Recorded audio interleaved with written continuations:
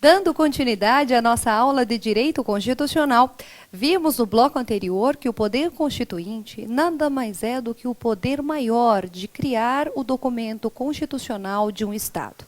Portanto, é a fonte maior de produção jurídica e dela a Constituição emana todas as demais normas que vigerão neste Estado, ou seja, dentro deste território. Vimos que o poder constituinte, conforme idealizado na Revolução Francesa, ele nada mais é do que um poder que emana do povo, ou seja, é um poder imanente à própria ideia do Estado criado no século XVIII. O grande idealizador, Emmanuel Joseph Abad Sieyès, também chamado de Abad Chartres, que era um grande articulador político, no seu folhetim O que é o Terceiro Estado, idealizou a possibilidade do povo ser o legítimo titular do poder do Estado e, por consequência, estar autorizado a editar um documento que regraria a vida daquela sociedade. Pois muito bem, então a possibilidade de se criar a Constituição de forma inicial é o que nós chamamos de poder constituinte originário. A primeira Constituição de um país é a histórica, por isso o poder constituinte originário histórico. Já todas as demais que sucedem é o poder constituinte originário revolucionário. Como características do poder constituinte originário temos a soberania, a autonomia, a iniciabilidade, a incondicionabilidade e a ilimitabilidade. Ou seja, é o poder máximo, poder que decorre da própria condição de Estado de editar as normas internamente, não estando condicionado a nenhum outro sistema, nem interno e nem externo. Agora a gente vai começar o estudo do poder constituinte derivado. Para alguns autores, inclusive, nem deveríamos utilizar a nomenclatura poder constituinte derivado, porque o poder constituinte é o poder de criar a Constituição. Tudo que não seja criador da Constituição, mas que permita a criação em decorrência deste, seria poder constituído. E qual seria a razão de ser um poder constituído? Exatamente o fato de se encontrar limites, regramento, regras pré-estabelecidas, disposições anteriores, limites estabelecidos originalmente. Então, essa seria a razão da gente chamar o poder derivado de poder constituído, porque previsto e permitido pelo originário, e não tecnicamente poder constituinte derivado. Agora, independente da terminologia, o importante é você saber que há essa discussão em sede doutrinária, mas nesse momento, o que nós temos que ter em mente é que o poder derivado, ele nada mais é do que o poder que decorre do originário, ou seja, está regrado pelo originário. Exatamente daí que nós tiramos as características do poder derivado. O poder derivado, então, ele é instituído pelo originário, tendo como características a subordinação. E por que subordinação? Porque ele está tratado, regrado, regulamentado pelo poder originário. Aí você fala, professora, como que isso se dá na prática? Editou-se o documento constitucional. Neste documento originalmente editado, vai estar a regra para fins de exercício do poder constituído que suceda a este originário, limitado e regrado pelo texto originalmente, por isso subordinado, ou seja, subordina-se a uma ordem jurídica implementada. Quem implementa a ordem jurídica, quem dita as regras da norma num país, é a Constituição originalmente. E aí tudo que decorra posteriormente, então instalou-se ali a Assembleia Nacional Constituinte, editou-se o texto constitucional, encerrou, tudo que dali decorra é subordinado, é derivado. Por isso que nós falamos que, tecnicamente, o poder derivado é um poder jurídico e não um poder de fato. Por quê? Porque ele decorre de uma causa jurídica, de uma norma jurídica, em outras palavras, do próprio ordenamento jurídico. Já o poder originário, não. O poder originário, como nós vimos, ele vai ser exercido quando a situação social assim desejar. quando a questão específica de um determinado momento daquela sociedade, assim clamar. Não há regramento pré-estabelecido para a edição de uma nova Constituição. Isso vai ser feito casuisticamente. Portanto, o poder originário é um poder de fato. Já o poder derivado é um poder jurídico, porque decorre de uma ordem jurídica pré-estabelecida. E se decorre de uma ordem jurídica pré-estabelecida, também está limitado por essa ordem jurídica. Ou seja, todo o exercício derivado de poder, ele vai ser feito nos termos e nos limites que o documento constitucional originalmente estabeleceu e previu. Então, são as limitações previstas e estabelecidas pela própria Constituição. Um exemplo típico seriam as cláusulas pétreas. As cláusulas pétreas, que são aquele núcleo intangível da Constituição, que não pode ser suprimido ou abolido do texto constitucional, é uma limitação para fins de exercício do poder derivado, mas a gente já vê isso melhor. E, por fim, a característica de ser ele condicionado. E por que condicionado? Porque ele está vinculado a condições para o seu exercício, estabelecidas, repito, no texto constitucional. Eu vou abrir um slide em branco aqui para a gente fazer um esquema e fechar essa ideia inicial e aí sim poder dar continuidade ao estudo do poder derivado. Então, vimos até agora que o poder constituinte é o poder de elaborar a Constituição. Esse poder é um poder imanente da própria condição de Estado e é um poder de fato sendo exercido quando aquela sociedade assim desejar. Muito bem, o poder de edição dessa Constituição, desse documento, é o que nós chamamos de poder constituinte originário. Subdividindo em histórico e revolucionário. Já o poder derivado, ele tecnicamente não seria um poder constituinte, porque deriva do originário, ou seja, por ele regrado, podendo ser o poder de reforma, o poder de revisão ou o poder decorrente. Aqui a gente chama de reformador, aqui a gente chama de revisor e aqui, tecnicamente, de decorrente. Muito bem, então, o poder derivado está limitado, regrado, condicionado, dependente do originário. Então, originalmente, editou-se o documento Constituição. Constituição que é a vida do próprio Estado, que é o documento que estabelece a vida do próprio Estado. Muito bem. Essa Constituição originalmente editada, vamos agora começar a colocar exemplo? Vamos pegar a nossa Constituição Federal de 1988, de 5 de outubro de 1988. Como que a nossa Constituição foi elaborada? Essa Constituição de 88. Muito bem.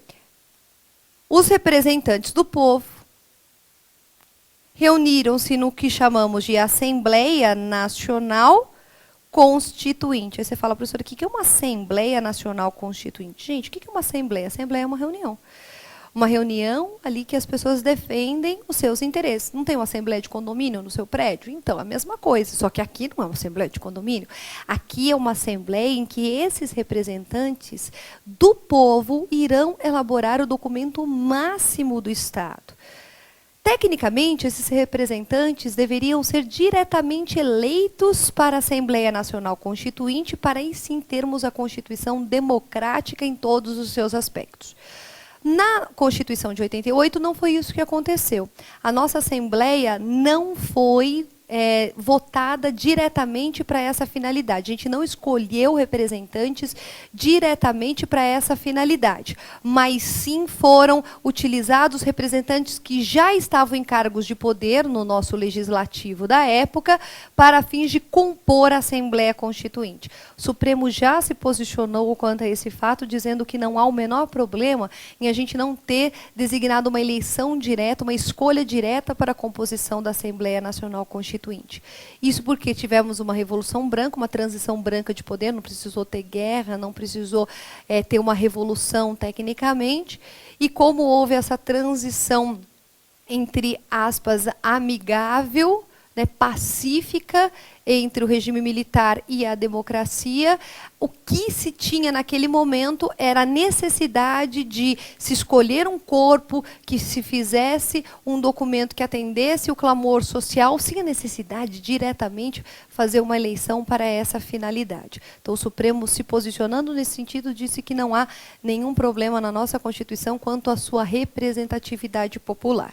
Muito bem, então a Assembleia Nacional Constituinte, que é essa reunião de pessoas que elaboraram esse documento para fins de regrar a vida do Brasil, ela foi promulgada em 5 de outubro de 1988. E todas as regras estabelecidas neste momento, nesta data da promulgação da Constituição, são decorrência do poder constituinte originário.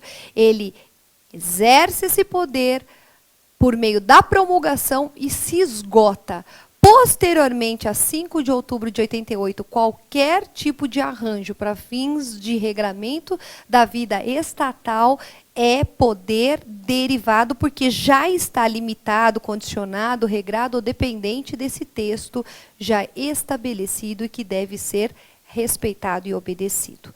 Muito bem, então o poder derivado ele pode consistir numa reforma, numa revisão ou num poder decorrente. Vamos começar com a reforma e a revisão. O que diferencia a reforma da revisão?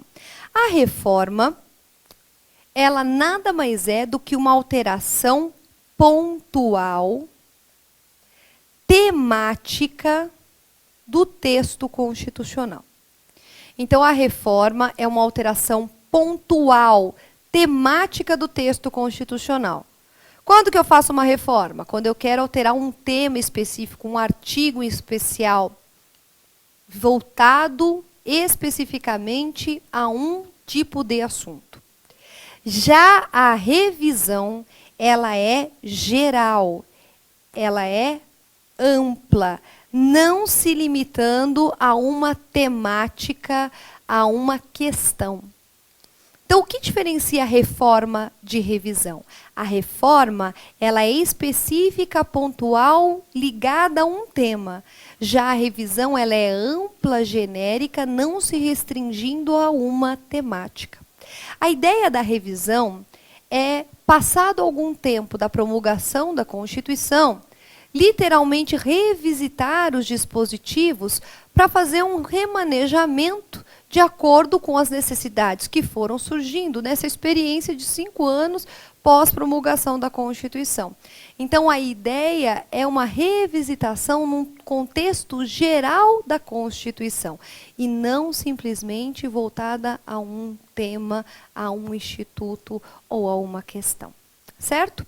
Então, tanto a reforma como a revisão, elas são institutos direcionados à Constituição propriamente. Muito bem, então a reforma e a revisão, elas são alterações da Constituição Federal. O poder decorrente, por sua vez, é o poder que detém os Estados-membros da Federação de editar a sua própria Constituição. Ou seja, é o poder de editar Constituição estadual. Então, o poder decorrente é o poder, sim, de fazer um regramento do Estado, mas numa esfera menor, na esfera estadual. Este poder que cada um dos estados da federação detém, de poder se organizar, de reger ali aquela realidade daquele espaço, daquela região, é exercício de poder decorrente. Mas olha que interessante.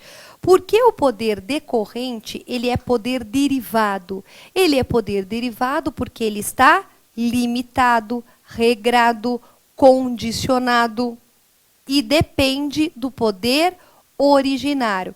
Então, o poder de editar constituições estaduais encontra limite? Sim, no próprio texto constitucional.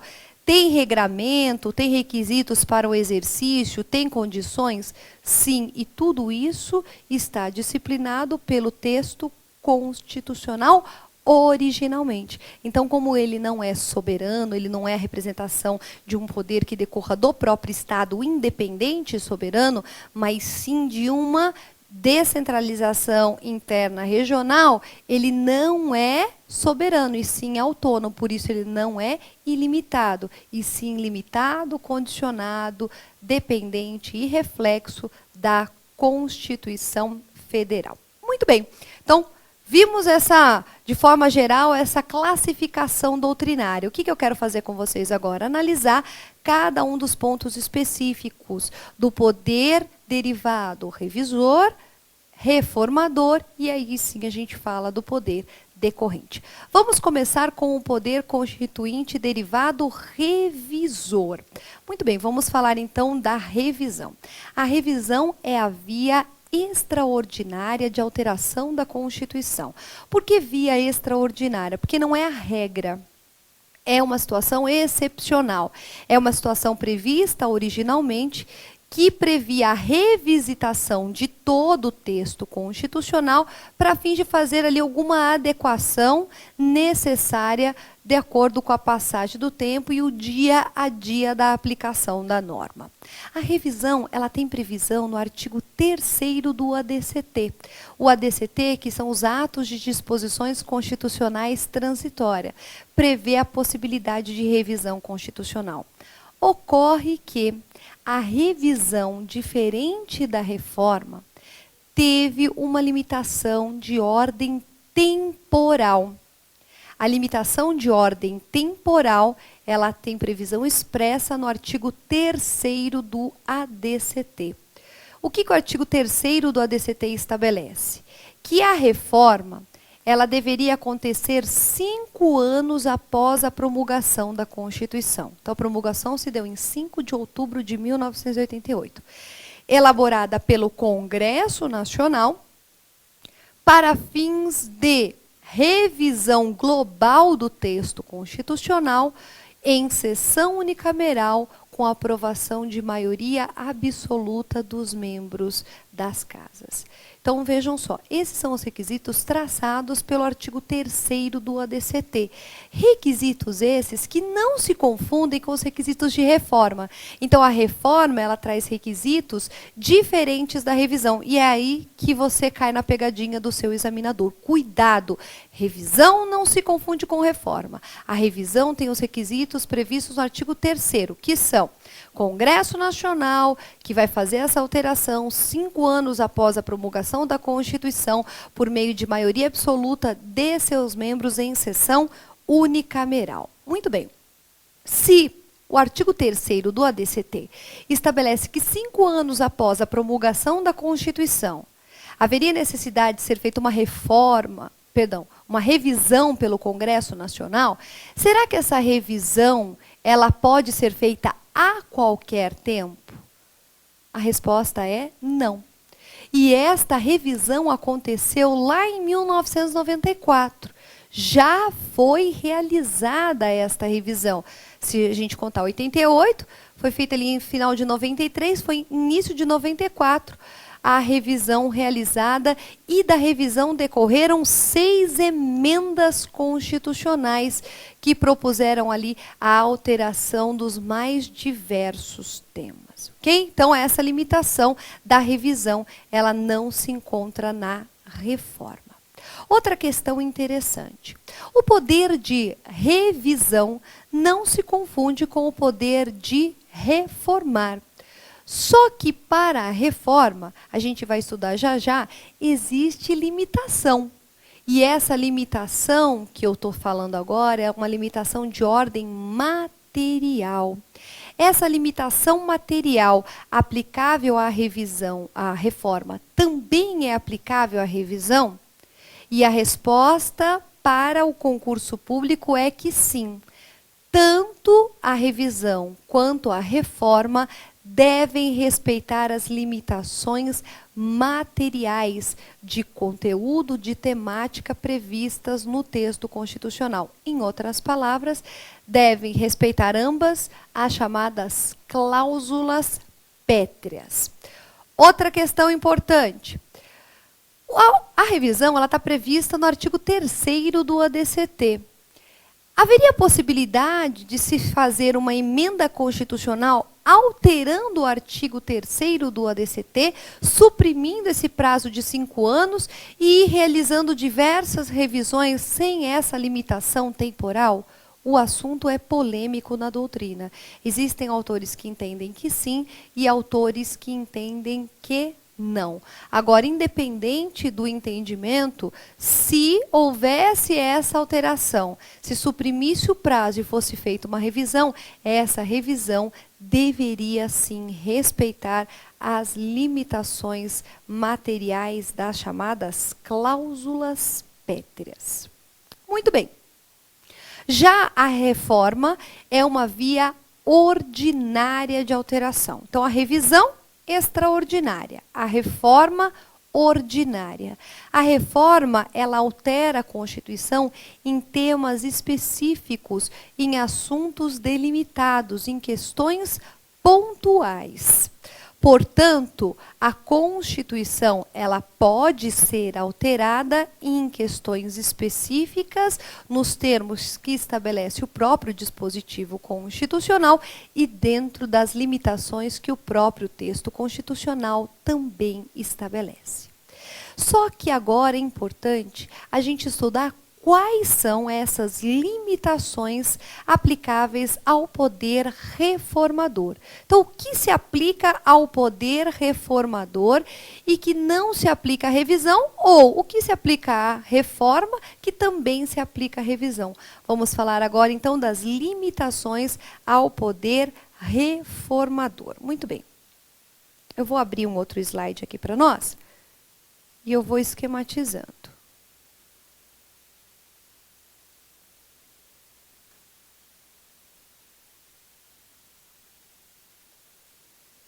Vejam só, limitações.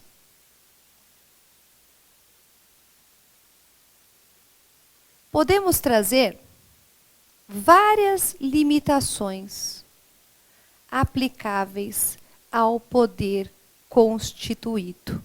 A primeira é uma limitação circunstancial.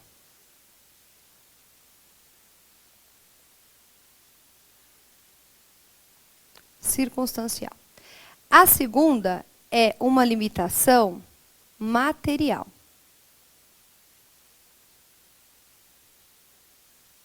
E a terceira, uma limitação formal.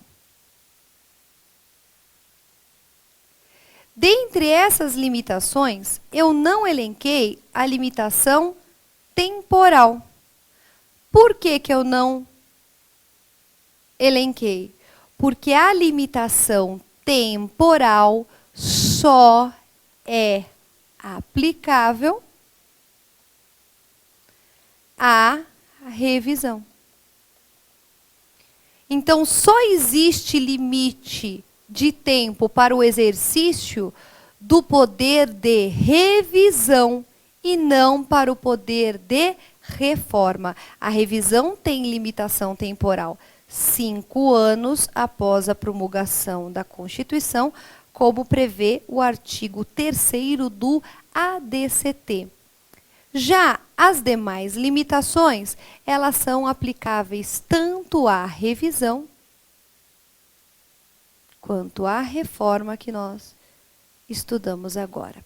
Muito bem. A limitação circunstancial, ela pode ser tida como a limitação de momento, de circunstância, de condição social. Na limitação circunstancial, a gente se encontra diante de uma legalidade extraordinária. O que seria esse estado de legalidade extraordinária? São situações em que a estabilidade das relações do país estão internamente abaladas. Esse estado de legalidade extraordinária gera restrição a liberdades individuais e tem previsão no artigo 60, parágrafo 1º da Constituição. Quais são essas limitações que a própria Constituição estabelece? Deixa eu abrir o slide aqui, a gente vai esquematizar. São elas: o estado de defesa, o estado de sítio e a intervenção federal. Estado de defesa, estado de sítio e intervenção federal. É o artigo 60, parágrafo 1º da Constituição. Por que é uma limitação circunstancial? Porque se estivermos diante de estado de defesa, estado de sítio e intervenção federal, a Constituição não pode ser alterada, seja na revisão, seja na reforma. Como a revisão já se esgotou, é norma constitucional de eficácia exaurida, a gente não fica reforçando. Atualmente é aplicável a reforma. Então, se por algum motivo estivermos diante de um estado de defesa, estado de sítio ou intervenção federal, não há a possibilidade nessa condição de alteração do texto constitucional, ok? Então, posso alterar a Constituição se a gente tiver em estado de defesa? Não. E estado de sítio? Também não. Intervenção federal. Estado de defesa, estado de sítio previsto no artigo 136 e 137 da Constituição e a intervenção federal prevista no artigo 34 da Constituição. Muito bem. Cuidado com a pegadinha de prova. Eles colocam assim: calamidade pública é um estado de legalidade extraordinária e, no seu momento, não haverá possibilidade de alteração do texto constitucional. Isso está certo ou está errado? Errado. Estado de calamidade pública decretado não é estado de legalidade extraordinária, não é limitação circunstancial. Então, eu posso alterar o texto constitucional quando estiver diante de uma situação de estado de calamidade pública? Sim, não há nenhuma limitação constitucional nesse sentido. Vamos então para o segundo bloco de limitações, que são as limitações materiais ou de conteúdo, ou também chamadas de substanciais. Então, as limitações materiais, de conteúdo ou substanciais, são aquelas que dizem respeito à temática.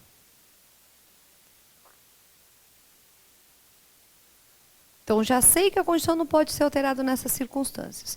Agora, eu vou verificar quais são os temas que estão limitados pelo Constituinte originário.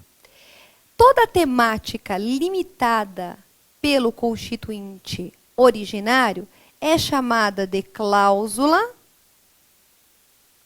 pétrea. E no que consiste a cláusula pétrea? A impossibilidade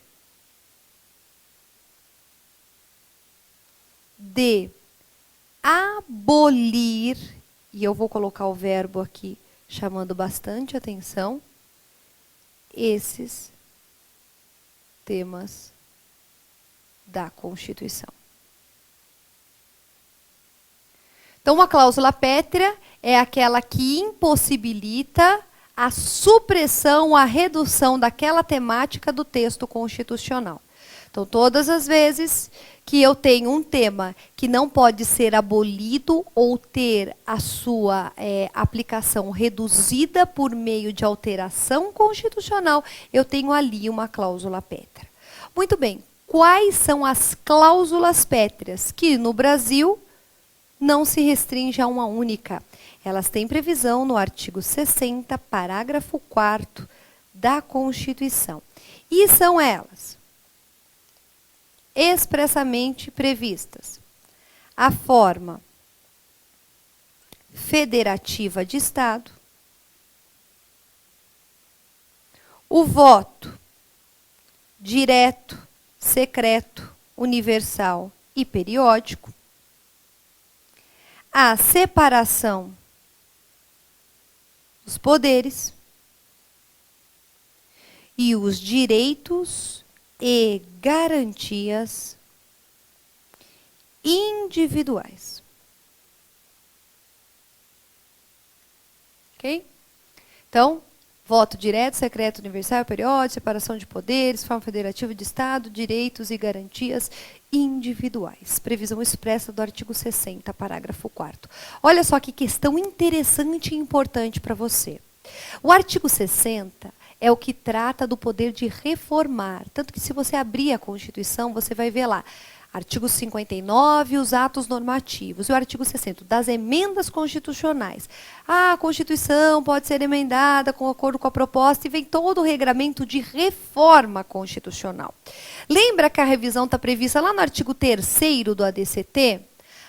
O questionamento que parcela da doutrina faz é: será que esse artigo 60, parágrafo 4º, que é aplicável à reforma, está previsto para a reforma, também se estende para a revisão? E é isso que, de forma majoritária, é entendido pela doutrina. Sim, o poder de revisão também está limitado na questão de conteúdo, de matéria ou de substância. Então, seja na revisão, seja na reforma, tem limitação de cláusulas pétreas. Outra questão importante: o artigo 60, parágrafo 4º, não está dizendo para nós que não é possível alterar o texto constitucional. Ele está dizendo que esses temas não podem ser abolidos da Constituição. E existe uma diferença enorme entre as duas coisas. Por quê? Porque uma questão é a possibilidade de alteração. Outra questão é a impossibilidade de abolir a temática. Então, é possível emenda constitucional nas temáticas do 60, parágrafo 4º? Emenda constitucional, sim. O que eu não posso é, na emenda, abolir, suprimir ou reduzir o âmbito de aplicação desses temas. Agora, se for para ampliar, se for para aumentar a proteção, se for, entre aspas, para melhorar a condição, aí não há limitação constitucional. Tanto isso é verdade que a emenda 45, por exemplo, acrescentou ao artigo 5º da Constituição um inciso e 2 parágrafos. Se o artigo 5º trata de direitos individuais, e direitos individuais são cláusulas pétreas, então é possível ter essa emenda? Essa emenda é constitucional? Sim, porque ele acrescentou o constituinte derivado reformador e não diminuiu, retirou, aboliu disposições do texto constitucional. Agora, existe uma outra questão que eu quero chamar a atenção de vocês antes de a gente encerrar esse bloco. Há um monte de pegadinha que o seu examinador faz em cima do artigo 60, parágrafo 4º. A primeira pegadinha é que ele fala assim: olha, eu sei que o pessoal não decora. Então, eles decoram assim, é forma, acho que é federativa, de negócio de poder, o voto e direito. As pessoas decoram assim. E aí ele começa a te colocar em dúvida na prova e você erra. Primeiro, forma federativa de Estado diz respeito à organização interna do Estado, União, Estado, DF e município. Então, eu não poderia abolir a forma federativa e instituir no Brasil a forma unitária de Estado. Okay. Separação de poderes, que diz respeito ao poder legislativo, executivo e judiciário, abolindo as funções separadas decorrentes do poder. Também não pode. Com relação ao voto, o que não pode? O voto direto, secreto, universal e periódico. Direto na pessoa e que está se candidatando. Secreto porque você não tem que revelar. universal porque todo mundo vale um voto. E periódico é renovado a cada período de tempo. Voto obrigatório consta do 60, parágrafo 4º? Voto obrigatório é cláusula pétrea? Resposta, não.